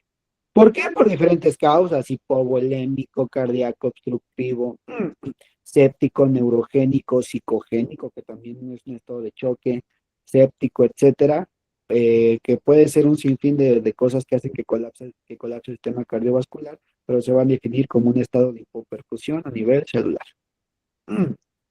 ¿Dudas, chicos? ¿Dudas? ¿Preguntas? ¿Vamos bien? Ok, excelente. Dice, el corazón, les decía yo que es un músculo único en su especie. Trabaja como dos bombas acopladas. El septo o septum divide los lados derechos o izquierdos. Entonces, el corazón está conformado de dos bombas acopladas y la parte media del corazón, o sea, el septum, divide la parte derecha de la parte izquierda. ¿Qué más nos dice la bibliografía aparte del corazón? Cada lado está dividido por una aurícula, que es la cámara superior, y por una parte baja, que es el ventrículo, o sea, la cámara inferior. ¿Ok? Los ventrículos se encargan de enviar sangre y las aurículas de recibir sangre. Para ser más exacto, ventrículo izquierdo bombea sangre a todo el cuerpo, ventrículo derecho bombea sangre hacia los pulmones, y la aurícula derecha recibe sangre desoxigenada y la aurícula izquierda recibe sangre oxigenada. ¿Dudas hasta ahí? ¿Dudas hasta ahí? ¿Vamos bien? ¿Seguras? ¿Seguros? ¿Todos? Excelente. Ok. La circulación dice que el corazón recibe sangre de la aorta. El lado derecho recibe sangre desoxigenada de las venas, lo que les acabo de explicar. El lado izquierdo recibe sangre oxigenada de los pulmones. Aquí nos está mencionando las aurículas. La aurícula derecha recibe la sangre desoxigenada que viene de todo el cuerpo, que viene cargada de dióxido de carbono, para ser más exacto. Y la parte izquierda, o sea, la aurícula izquierda, recibe la sangre que ya viene oxigenada de nuestros pulmones. Y nuestro corazón, meramente su anatomía interna, se ve algo así. Y les platico, el corazón tiene su propio sistema eléctrico. Quiere decir que las contracciones que tiene nuestro miocardio no dependen meramente de estímulos del sistema nervioso. ¿Por qué? El corazón tiene su propia como marcapasos natural, su propio generador de impulsos eléctricos. Este generador de impulsos eléctricos del corazón se llama nódulo sinoauricular, nódulo auroventricular, no, perdón, sinusal o nódulo, ay, se me fue otro nombre, nódulo auricular, nódulo sinusal o nódulo atrial, sinoatrial también le llaman. ¿Por qué? Porque el nódulo auroventricular es el que se encuentra en el punto medio, el que está en medio de las aurículas y las ventrículos. Yo te les platico, es otro nódulo. Pero el primer nódulo es el nódulo sinauricular. Yo el que me he aprendido toda la vida es sinauricular, ¿ok? Este nódulo sinauricular se encuentra aproximadamente, no te preocupes, Ale, a todos nos pasa. A mí luego se me olvidan los nombres. Nódulo sinauricular. Se encuentra aproximadamente aquí donde está mi puntero, donde lo acabo de poner. Es más, lo voy a hacer más grande. Aquí donde está mi puntero aproximadamente, donde está mi punterito, en la parte trasera a estas venas, se encuentra el nódulo sinauricular. El nódulo sinauricular es el encargado de generar los estímulos eléctricos. Ese estímulo eléctrico va a empezar a viajar por toda la parte superior del corazón. Es más, déjenme, tengo una hojita. Espérenme, no se vayan, voy por un cuaderno.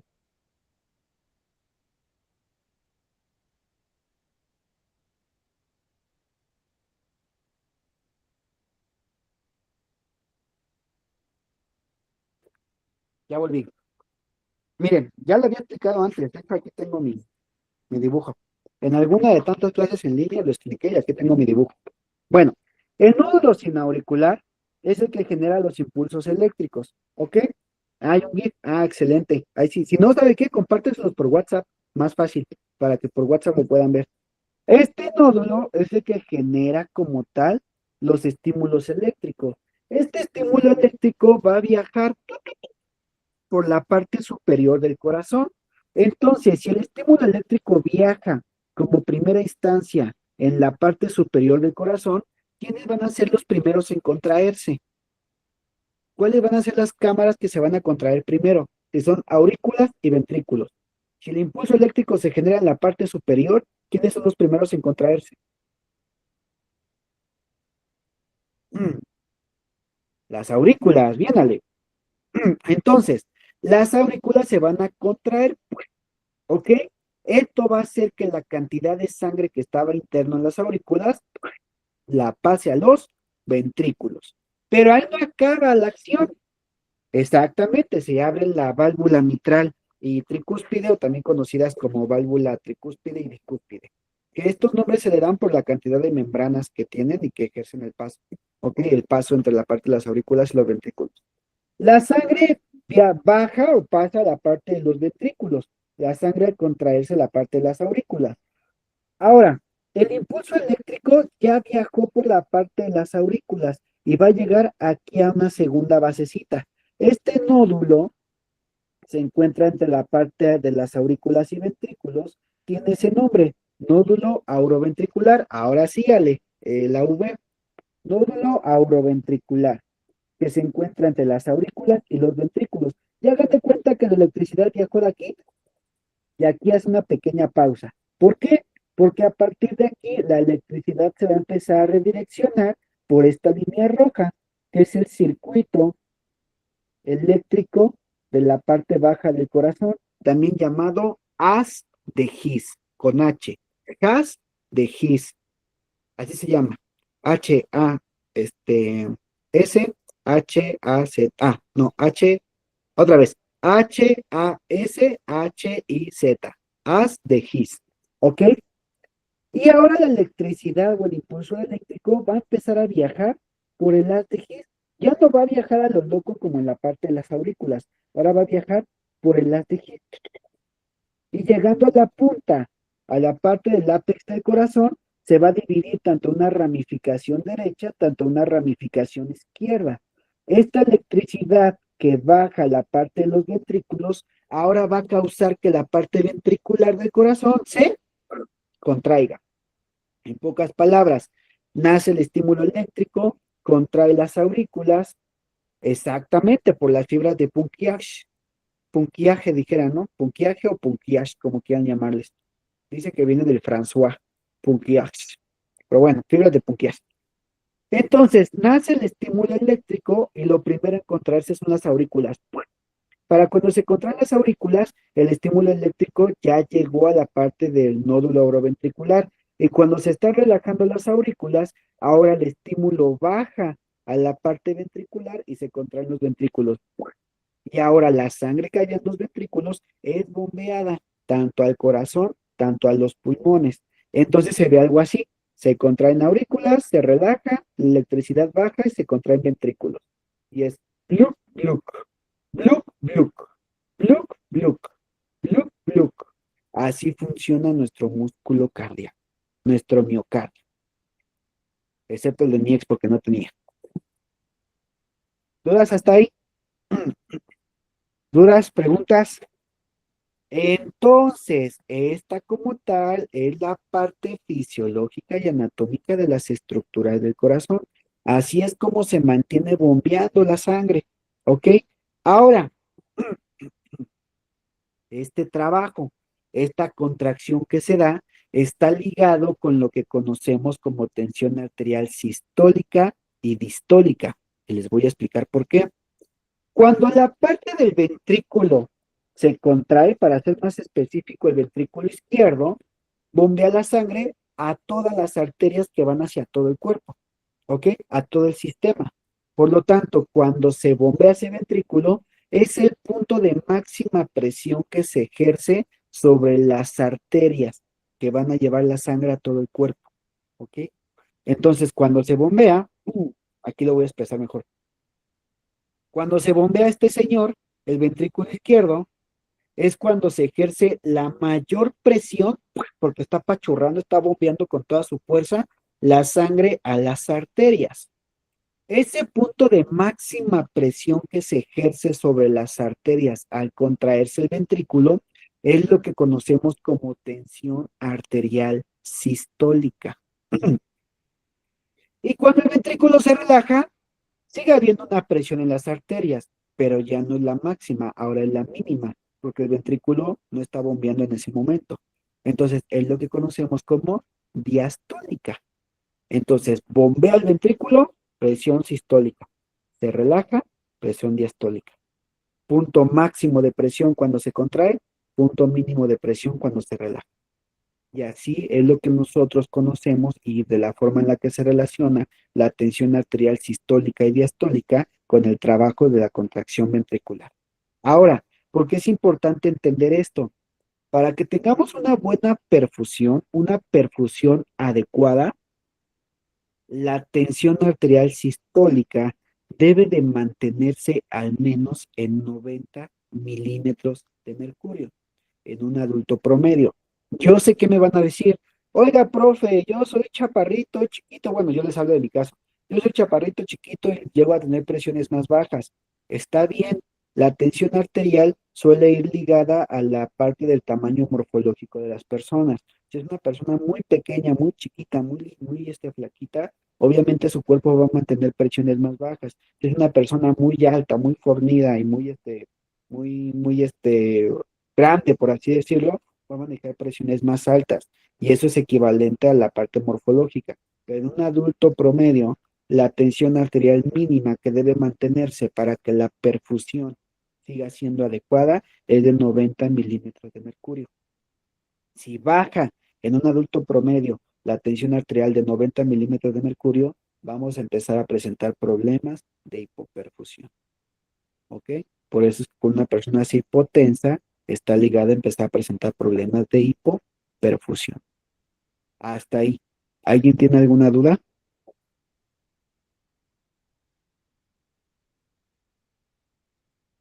¿Y qué pasa cuando al contrario la presión sube más de lo que debería? Pues puede empezar a causar daño en algunos tejidos y en algunos órganos y puede incluso causar daño a las paredes arteriales. Todavía hasta hace unos meses le llamaban la famosísima crisis hipertensiva. Ahorita ya no se conoce como crisis hipertensiva. Meramente la AJO, la Asociación Americana del Corazón, dice que cuando ya una tensión arterial que sube hasta 180 milímetros de mercurio en sistólica, sí trae una clasificación, pero ya no es como antes que se le llamaba crisis hipertensiva. Ahora tienes o dos, uno, o una emergencia hipertensiva porque ya la tensión arterial es tan alta que está empezando a dañar a los órganos diana, los órganos vitales, o la otra opción es que tenga la tensión arriba de 180 milímetros de mercurio, pero todavía no presentes daño en los órganos principales. A la primera le llamó emergencia hipertensiva, al segundo, antes le llamaban urgencia hipertensiva, ahorita le llamaron tensión arterial marcadamente elevada sintomática. Bueno, yo no sé por qué le cambiaron el nombre, ¿verdad? Pero es lo que nos dice la. Pero ya después lo verán un poquito más en la parte del módulo clínico. Espero darles clase en el módulo clínico. Espero que cuando sea su módulo clínico regresar con ustedes, porque yo también disfruto mucho dar ese tema. Entonces sé que va a ser una clase muy dinámica con ustedes. Hasta ahí. ¿Alguien tiene alguna duda? ¿Dudas? ¿Preguntas? Ya entendemos entonces cómo funciona la parte de la fisiología de nuestra circulación. Ya entendemos cómo se relaciona con la parte de las presiones. De hecho, hay algunos conceptos extra que después les explicaré, como lo es la presión de perfusión, la presión arterial media, eh, la presión de pulso, que ya son algunos conceptos extra que si llegan conmigo a enfermería clínica, pues ya les compartiré un poquito más a detalle. Por ahora, lo básico, morfofisiología 1, que entiendan cómo funciona la circulación. ¿Se está cumpliendo la misión? ¿Vamos bien? ¿Nadie tiene dudas? ¿De veras? ¿Todo bien?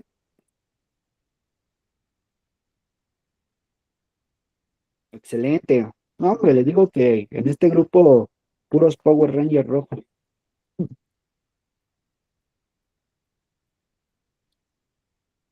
Este ya se los había leído, estábamos en la estructura interna. Sinceramente, no me interesa tanto que lo pasen a su libreta. El que sí quiero que pasen a su libreta es este. Para mí es el que tiene más Maestro, relevancia. perdone, es que se me pasó. Porque es el esquema que tanto les explica o les tiene marcados los procesos de difusión, los procesos de perfusión, el circuito mayor y menor y las 4 cavidades internas del corazón. Creo yo que este esquema es el más completo. Sí, este también, chicos, este de aquí. Este que les acabo de poner aquí, es más, si quieren se los hago un poquito más grande. A ver si lo puedo hacer más grande. Ahí, para que lo puedan captar.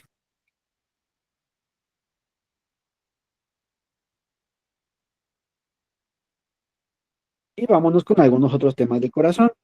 Dice, el corazón, el cucharón, el chile morrón. Frecuencia cardíaca. ¿Qué título le pone? Sistema circulatorio.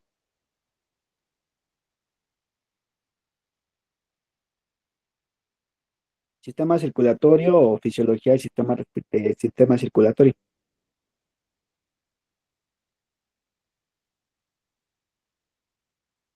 ¿Dudas? ¿No? Ok. Hoy vamos a aprovechar lo más que se pueda el tiempo de la clase, chicos. Ayer los dejé ir un poquito antes, Hoy no, porque pues me queda esta clase y la siguiente y quiero darles lo más que se pueda de mi trabajo. El corazón. ¿Qué podemos mencionar del corazón? Pues el corazón tiene una frecuencia de latido de 60 a 100 latidos por minuto, normalmente en adultos, aunque, pero llega a tener un par de excepciones. Por ejemplo, en adultos mayores en reposo, la frecuencia cardíaca puede llegar a bajar hasta 40 latidos por minuto. Repito, en pacientes adultos mayores en reposo. ¿Y qué otro caso hay de que puedan bajar su frecuencia cardíaca? En pacientes que son atletas de alto rendimiento, ¿ok? En pacientes que son atletas de alto rendimiento, también su frecuencia cardíaca puede estar debajo de los niveles normales y no le está pasando nada malo, simplemente que su corazón trabaja a ritmos más bajos. Y lo voy a explicar también. En un adulto mayor, porque los tejidos, dijeran por ahí, ya están cansados, jefe. Entonces ya no tienen el mismo trabajo consecuente. Ya su corazón está cansado, tiene que trabajar a frecuencias más bajas de lo normal. Y en una persona que es deportista de alto rendimiento, porque su corazón es más fuerte. Entonces su corazón con un bombeo, bombea lo de un ejemplo, lo de 2 latidos con el mío. Por lo tanto, su corazón se puede dar el lujo de trabajar a frecuencias más bajas por la fortaleza que tiene. Y esto pasa solamente en los atletas de alto rendimiento.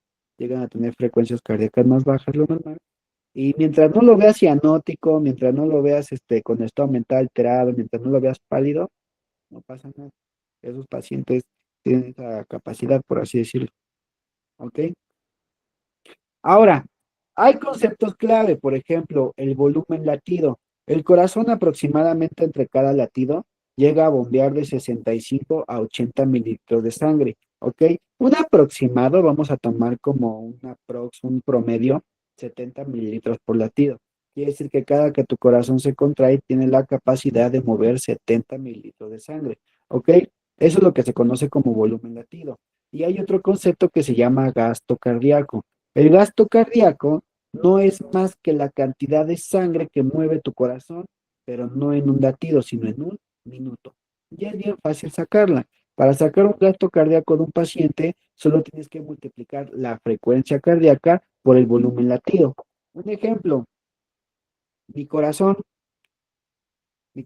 que es hermoso y grande, bombea aproximadamente 70 mililitros, ¿no? Ya habíamos dicho, por latido. Y yo ahorita tengo una frecuencia cardíaca aproximadamente de 80 latidos, ¿no? Entonces vamos a multiplicar los 70 mililitros por mi frecuencia cardíaca, que son 80, y eso me da un resultado de que estoy moviendo aproximadamente 5.6 litros por minuto. Quiere decir que mi corazón está bombeando 5 litros y medio, un poquito más de sangre por cada minuto de mi existencia. ¿Alguna duda hasta ahí? ¿Dudas? ¿Preguntas? ¿No? Pero le digo que son una cosa, pero bárbara. Adelante, Dani. ¿Podría repetir nuevamente el ejemplo que dio? Claro que sí. Volumen latido es la cantidad de sangre que mueve tu corazón en cada latido. Va a ir un aproximado desde los 65 mililitros a los 80 mililitros. O sea que un promedio sería 70. Un ejemplo. Y el gasto cardíaco es la cantidad de sangre que mueve tu corazón o que bombea tu corazón, pero en un minuto. Entonces, es muy fácil calcularlo. Solamente vas a multiplicar la cantidad de sangre que mueve en un latido por la cantidad de latidos que está teniendo en un minuto. O sea, la frecuencia cardíaca por el volumen latido. Si ya decíamos que mi corazón mueve 70 mililitros cada vez que late, voy a multiplicar ese 70 por mi frecuencia cardíaca. Ahorita mi frecuencia cardíaca supongamos que está en 80 latidos por minuto. Esto me daría como resultado 70 por 80, 5.6 litros de sangre, los que está moviendo ahorita mi corazón aproximadamente por minuto. Son bastantes, ¿no? Ok, gracias. De nada. Una disculpa, chicos. Ando con la garganta un poquito irritada y ando un poquito garrasposo. Una disculpa, es que como desde la mañana estoy dando clase, pues todo el día hablando, entonces ya se me raspó un poquito mi garganta. Ok. El corazón, dice que el corazón tiene su propio sistema eléctrico. causando contracciones suaves y coordinadas. Contracciones que van a producir la acción del bombeo. Estas contracciones se pueden manifestar mediante un trazo electrocardiográfico, que cuando lleguen a la parte del módulo clínico, que espero y me toque darlo a mí, les voy a enseñar cómo se relaciona el trabajo eléctrico cardíaco y cómo se hace una interpretación básica del electrocardiograma. Pero bueno, eso se los explico después. De hecho, esto es lo que nos habla la bibliografía del sistema eléctrico del corazón, pero para que se acuerden un poquito más, aquí está mi obra de arte. ¿Ok? Se genera el impulso, contrae aurículas, llega al nódulo auroventricular, baja por parte de las de Hit y ahora se contraen los ventrículos por medio de las fibras de Puppiage. ¿Dudas hasta ahí?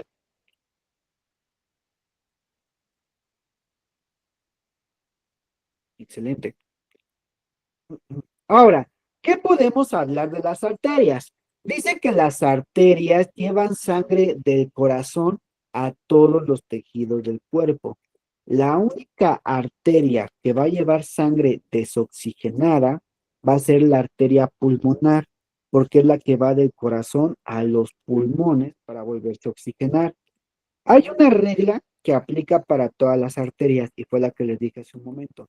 Acuérdense, todo vaso sanguíneo que va del corazón hacia otro punto del cuerpo va a ser una arteria.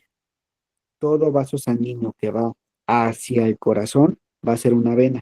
Porque antes a mí me tocó que los profesores de la vieja escuela decían, las arterias son las que transportan sangre oxigenada, pero la arteria pulmonar no. Las venas son las que transportan sangre desoxigenada, pero la vena pulmonar no. Y te confundían. Entonces, recuerden el principio o la regla básica con la que se cumple a la perfección. Arterias, todo vaso sanguíneo que vaya del corazón con destino hacia otro punto del cuerpo. Y las venas son los vasos sanguíneos que van desde otro punto del cuerpo de regreso hacia el corazón. Y esa regla aplica para todos, no hay excepciones. ¿Lo das hasta ahí? Ahora, las arterias, conforme se van ramificando, se van haciendo más pequeñas. Una vez que se hacen más pequeñas, dejan de ser arterias y van a pasar a ser arteriolas. ¿Ok? Y las arteriolas siguen haciéndose más pequeñas hasta un punto en que van a dejar de ser arteriolas y se van a transformar en capilares. Y recuerden, los vasos sanguíneos capilares son los que ya tienen una interacción directa tanto con las células para hacer la perfusión, tanto con los alveolos para hacer la difusión. Una vez que dejaron el oxígeno, la sangre, ya van de regreso al corazón, se transforman en venas. Pero primero, conforme se van haciendo grandes los capilares, pasan a ser vénulas. Y conforme las vénulas se van uniendo y van haciéndose más grandes, ahora sí pasan a ser venas. Hay un esquema un poquito más adelante que lo explica un poquito más a detalle. ¿Ok? Y ojo, en las arterias es donde se va a generar el pulso. El pulso es esta pequeña dilatación que se genera en algunos puntos específicos por la fuerza con la cual se bombea la sangre del ventrículo izquierdo hacia todo nuestro cuerpo. ¿Ok? Entonces, el pulso, repito, es la manifestación, la dilatación, que es como una ondita que va viajando. ¿Ok? Por el bombeo y la fuerza con la cual se bombeó la sangre del ventrículo hacia toda la parte de nuestro cuerpo. Por lo tanto, cada que se bombea, cada que se contrae el ventrículo, genera una ondita, que es lo que nosotros podemos valorar o manifestar como el pulso. ¿Alguna duda hasta ahí? Y hay algunos puntos clave donde se puede checar el pulso. Y le voy a platicar un dato curioso y ya con esto cerramos por el día de hoy. Porque si me sigo a la siguiente diapositiva se van a llevar más tarea, ¿verdad? Y yo creo que no quieren tanta tarea. Me da mucha risa. Hay un capítulo de La Rosa de Guadalupe, que La Rosa de Guadalupe nunca falla, ¿verdad? Donde llega una persona con el médico y llega el doctor y le checa aquí el pulso. Y le dice, la tensión arterial está bien. Y yo, ¿cómo lo supo? Pues bueno, hay una pequeña forma, hay una leve forma en la que sí, mediante el pulso, te puede dar una idea de cómo está la tensión arterial en una persona.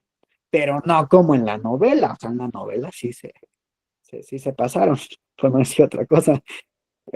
Pero sí que creen que hay una pequeña manifestación con las cuales ustedes pueden identificar la hipotensión en un paciente, y es la siguiente.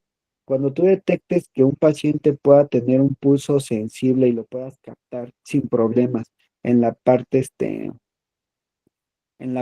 del pulso central, en el pulso carótido, pero al verificar el pulso distal apenas si puede ser perceptible, te puede ser un indicativo de que tu paciente está empezando a hipotensarse, ¿ok? No como en la novela de que checas y no, la presión 120/80, más sana que yo, señora. No, no, no, no funciona así, pero sí cuando empiezas a tener aquí un pulso presente, constante y con una fuerza pues considerable, y aquí empieza a ser menos perceptible o cada vez empieza a percibirse menos, te puede hablar de que tu paciente se te está hipotensando. Incluso en un estado de choque avanzado, se puede perder por completo el pulso periférico y el pulso central o el pulso carótido estar fuerte y rápido. Ya es parte de los sistemas de homeostasis que tiene el cuerpo para intentar concentrar la circulación en los órganos principales y sacrificar la circulación periférica.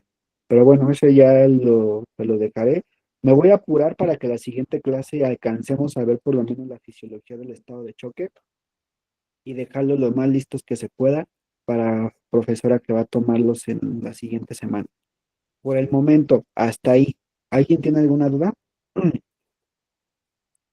¿Dudas, preguntas, quejas, tomatazos, incertidumbres, incógnitas, chistes, chismecitos? ¿Ah? Bien, chicos, una vez más, una disculpa por dos cosas. Una, porque traigo la garganta un poquito cerrada y ahora siento garrasposa. Por eso igual me agarré mi pastillita para intentar un poquito relajarla. Y número dos, chicos, pues igual, yo sé que digo, no fue intencional, pero pues los voy a dejar en manos de otro profesor. Pero aún así, fue un gusto estar con ustedes estas dos clases y la que nos falta. Y estoy seguro que nos vamos a encontrar más adelante, no se preocupen. Claro que sí, hijos. Pues, Todo lo que dejé de tarea, bien. De tarea les dejé este, que es el esquema de la circulación. Les dejé y los esquemas del sistema óseo. No, sí, con ustedes sí. Les dejé ese que es el number one. Les dejé este que es el number two. Les dejé este que es el number three. Este de acá, el cuarto. Y este de acá que es el quinto. 5 esquemas, chicos, para el viernes. Antes de las 8. Adelante, Ana, levantaste la mano. profe, pues a nosotros somos varios que ya nos faltan nada más 3 materias y pues al parecer ya no nos vamos a topar. Pero muchas gracias por esta semana. Sí, igual y sí, nos vemos, no se preocupen. Ahorita porque de verdad surgieron unas actividades. Puedo volver a poner el de la cadera, claro.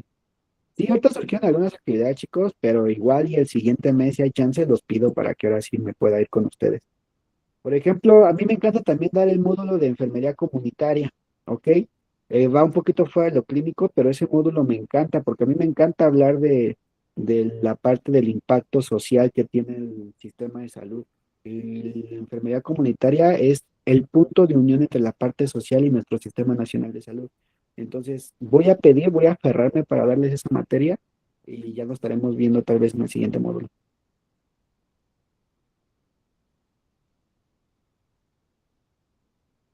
Bien, chicos, pues eh, hemos llegado al final de nuestra clase el día de hoy. Si no hay más preguntas, vamos a dar por finalizada la clase. Les agradezco mucho su disposición. Sí, Dani, 5. Les agradezco de verdad mucho su disposición, que tengan esa dedicación, que tengan ese empeño en conectarse, en tomar su clase de forma sincrónica. Yo sé que la pueden tomar también de forma grabada, ¿no? Pero yo creo que el hecho de que la tomen de forma sincrónica siempre es un diferencial, no es un plus. Aparte de que se les pueden contestar las dudas que vayan surgiendo. Entonces, pues ya sin más por el día de hoy, chicos, les agradezco a todos que se hayan conectado. Nos vemos el día viernes, mismo lugar, mismo link, a un mismo profesor. Y pues nada, chicos, les deseo que tengan una excelente noche. Descansen, los que estén de guardia, que tengan una buena guardia. Y sueñen con los angelitos. Gracias, buenas noches. Buenas noches, chicos. Gracias, Gracias, profe. buenas Buenas noches. noches. Gracias. Gracias, Dani. Gracias a todos. Gracias, Alejandro. Descansen, que tengan buena noche.